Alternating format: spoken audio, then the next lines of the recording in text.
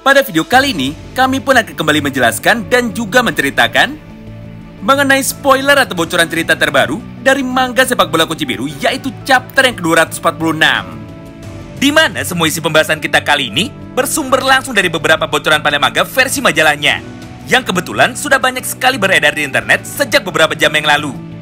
Jadi perihal kebenaran dan juga keakuratannya sudah pasti dapat dipertanggungjawabkan. Oleh karena itu, bagi kalian yang penasaran dan ingin tahu mengenai semua pembahasan singkatnya, maka kalian bisa simak terus ya video ini sampai habis. Manga sepak bola kunci biru chapter yang ke-246 dibuka dengan sebuah potongan panel cerita singkat yang luar biasa menarik. Karena tepat setelah pertandingan di antara tim PSG melawan tim Barcelona dan juga tim Uber melawan tim City saat ini sudah selesai, maka tiba-tiba saja kita pun seketika langsung diperlihatkan mengenai tabel peringkat terbaru yang menggambarkan gaji tahunan dari para pemain Blue Lock, khususnya para pemain dari tim City, Uber, PSG dan juga tim Barcelona. Di mana secara singkat, inilah peringkat pemain nomor 35 sampai dengan peringkat yang ke-16-nya. Tentu saja supaya lebih jelas, maka silahkan kalian pause video ini dan juga perhatikan baik-baik. Lalu berikutnya, pemain dengan peringkat nomor 15 sampai dengan pemain dengan peringkat nomor 1 barulah akan kami bacakan melalui beberapa potongan kalimat berikut. Sederhananya, pemain dengan peringkat nomor 15 adalah Karasu Tabito. Lalu, pemain dengan peringkat nomor 14 adalah Yukimiya Kenju. Kemudian, pemain dengan peringkat nomor 13 adalah Suto Sendo alias striker muka mesum. Selanjutnya, pemain dengan peringkat nomor 11 yang pertama adalah Nikoike. Sedangkan, pemain dengan peringkat nomor 11 yang keduanya adalah Seishiro Nagi. Nah, tentu saja sampai di sini, banyak sekali pemain dari tim City yang nampaknya sangat terkejut melihat hasil dari ranking terbaru ini. Karena sejatinya, peringkat dari Nagi yang semula berada pada posisi nomor 2, sekarang malah turun dengan sangat jauh sampai dengan peringkat yang ke-11. Bahkan pada panel yang sama ini, Reo yang saat itu sedang berdiri tepat di samping Seishiro Nagi akhirnya mulai berkata seperti ini kepada Nagi. Hah? Apa aku tidak salah lihat? Kenapa ranking dari kami berdua malah merosot sampai keluar peringkat 10 besar? Mengingat setelah pertandingan ini selesai, nilai gaji tahunan dan peringkat dari Mikage Reo ternyata juga ikut turun sampai dengan peringkat yang ke-16.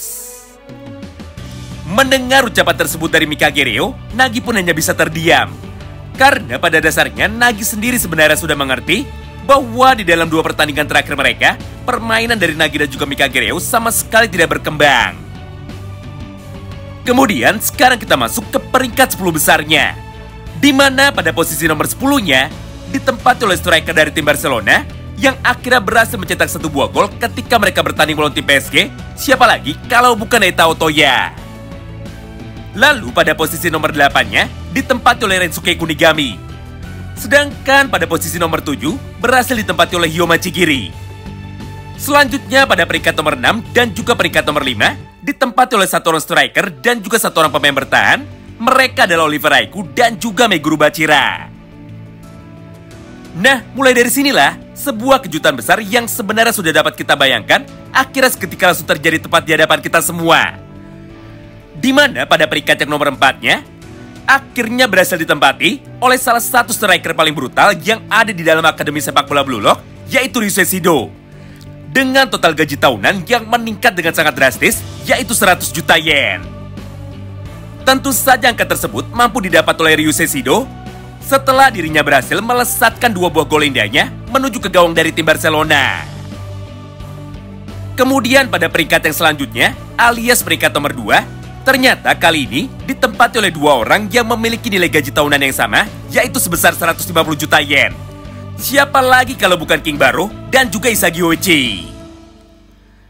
Sekarang pada peringkat nomor 1, sudah pasti ditempati oleh pemain terkuat di dalam Liga Neo Egois, yaitu Ito Shirin.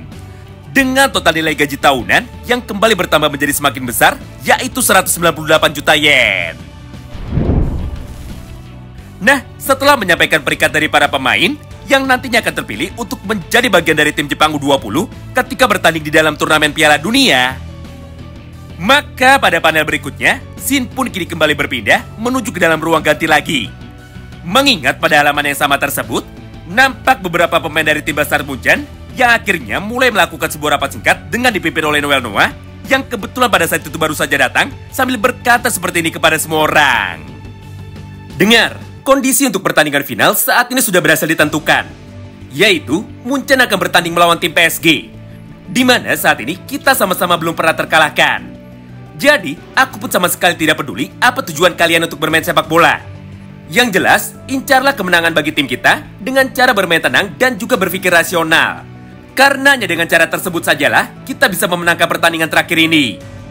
Oleh karena itu, tanpa perlu berlama-lama lagi, mari kita mulai rapat strategi untuk menentukan siapa sajakah yang nantinya akan aku mainkan. Sedangkan di sisi lain, hal yang sama pun terjadi juga dari sudut pandang tim PSG. Di mana pada halaman tersebut, Loki yang baru saja tiba di dalam ruang ganti para pemain akhirnya mulai membuka rapat pertemuan mereka dengan cara memberikan hasil analisa dari pertandingan yang sebelumnya sambil berkata seperti ini kepada mereka semua. Dengar, walaupun saat ini kita berhasil menang lagi, tapi sebenarnya permainan dari kalian semua masih bisa ditingkatkan menjadi jauh lebih hebat lagi. Oleh karena itu, perhatikan semua ucapanku ini dan praktikkan di dalam pertandingan yang selanjutnya. Pertama yaitu Itosirin, di mana dari total 4 tembakan yang berhasil kau lesatkan, 3 diantaranya adalah on target. Berdasarkan hal itu, maka mulai sekarang kau harus lebih sering melakukan tembakan langsung lagi dan berhenti untuk berpikir hal yang sama sekali tidak penting. Hal yang sebaliknya pun berlaku juga kepada Ryusei Shido, di mana dari total 12 tembakan yang dilesatkan oleh Ryusei Shido, ternyata hanya ada 3 yang on target. Artinya, Shido harus lebih meningkatkan akurasi tendangannya lagi dan berhenti untuk bermain-main di dalam lapangan. Begitu pula dengan pemain lainnya, di mana tugas dari Karasuta Bito adalah untuk meningkatkan winning rate ketika melakukan duel 1 lawan 1 dengan para pemain lain. Kemudian, tugas dari Zantetsuken adalah untuk meningkatkan kecepatan berlarinya. Selanjutnya, tugas dari Tokimitsu adalah untuk meningkatkan kerjasamanya dengan para pemain bertahan yang ada.